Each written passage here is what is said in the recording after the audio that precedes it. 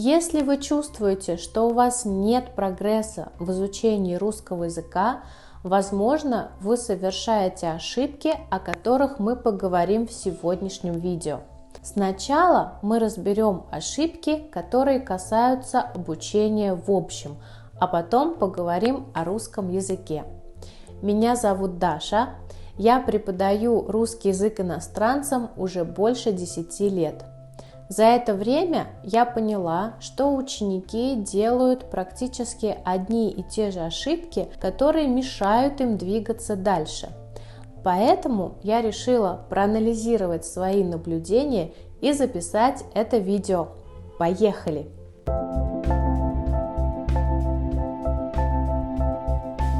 Первая ошибка заключается в том, что человек плохо себя знает или не задает себе важных вопросов. Вот о чем вам нужно себя спросить. Достаточно ли я сплю и отдыхаю? В какие часы я наиболее работоспособен? Я сова или жаворонок? Как я лучше усваиваю информацию? На слух, через таблицы или изображения?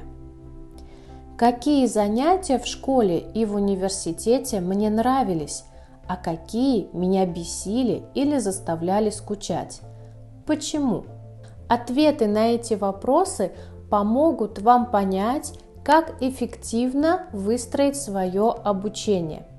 Если вы мало отдыхаете, если вы занимаетесь поздно вечером, когда у вас уже нет сил, если все занятие вы раскрываете в упражнениях скобочки, хотя вам совсем не нравится это делать, то прогресс будет очень медленным. Также каждый раз до занятия важно задаваться вопросом, как сейчас я себя чувствую.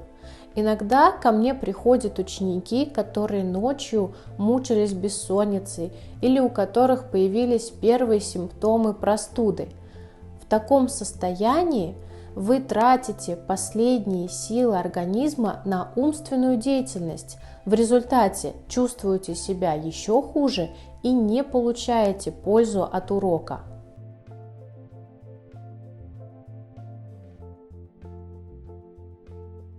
А теперь давайте поговорим об ошибках, которые допускают иностранцы непосредственно при изучении русского языка. Слишком много учебных материалов. Найти идеальный учебник или YouTube-канал по русскому языку невозможно. Поэтому люди начинают скупать много разных книг, смотреть несколько YouTube-каналов, скачивать кучу приложений.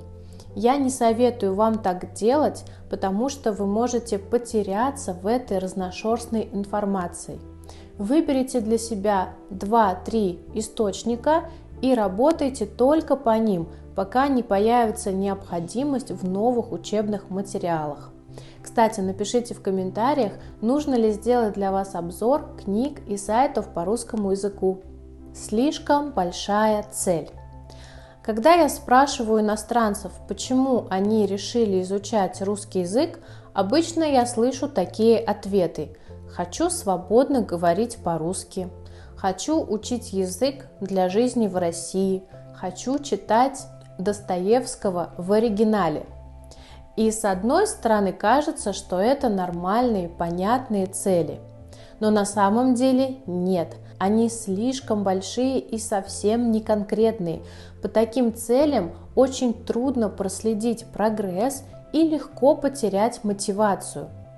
Давайте с вами посмотрим на другой пример цели, которую поставил ученик с уровнем А2. Через месяц я поеду в Россию путешествовать. За 4 урока я хочу научиться покупать билеты на самолет и бронировать гостиницу. Эта цель составлена по методу SMART. Она конкретна. Человек хочет научиться покупать билеты и бронировать гостиницу. Тут все понятно. Она измерима. Человек сможет на сайте после занятий купить билеты, забронировать гостиницу. Она значима, то есть актуальна для ученика, ведь он поедет в Россию путешествовать. Она достижима. Для ученика с уровнем А2 нетрудно за 4 урока пройти эти темы. И эта цель ограничена по времени. У нас есть только 4 урока.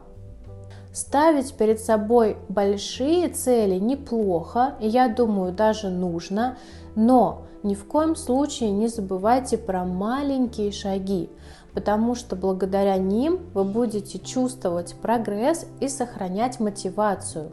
Фокус на чем-то одном. Допустим, что вы правильно поставили цели, выбрали учебные материалы и начали обучение. Через некоторое время, возможно, вы заметите, что, например, вы все отлично понимаете на слух, но не говорите. Вы знаете грамматику, но часто забываете слова.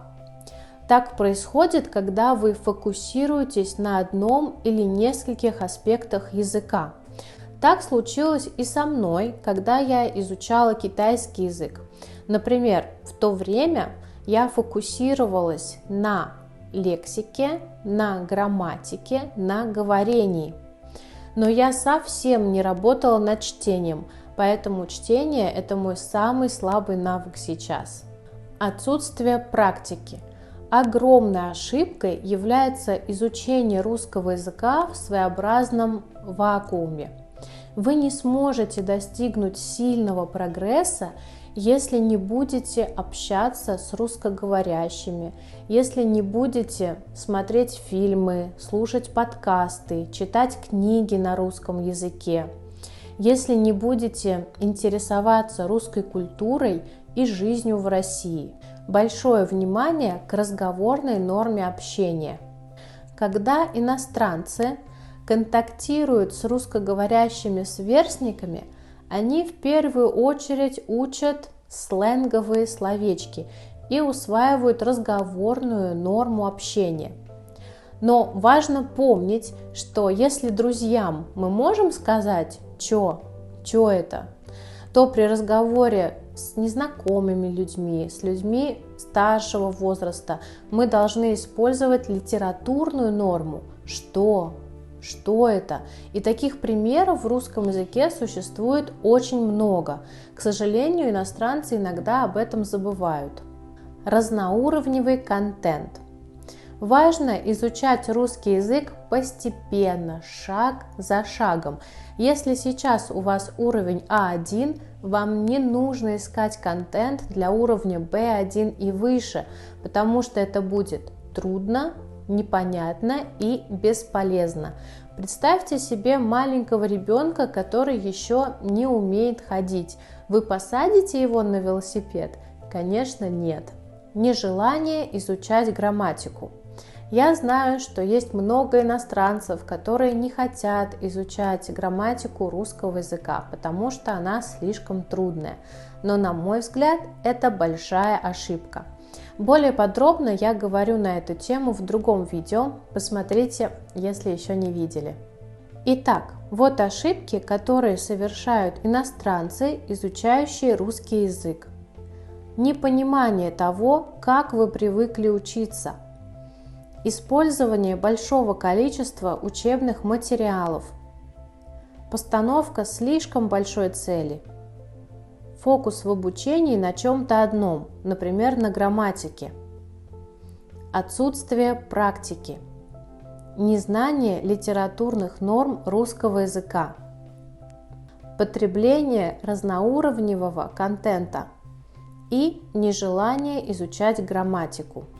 Если вам понравилось это видео, пожалуйста, поставьте лайк и не забудьте подписаться на мой канал. Пока-пока!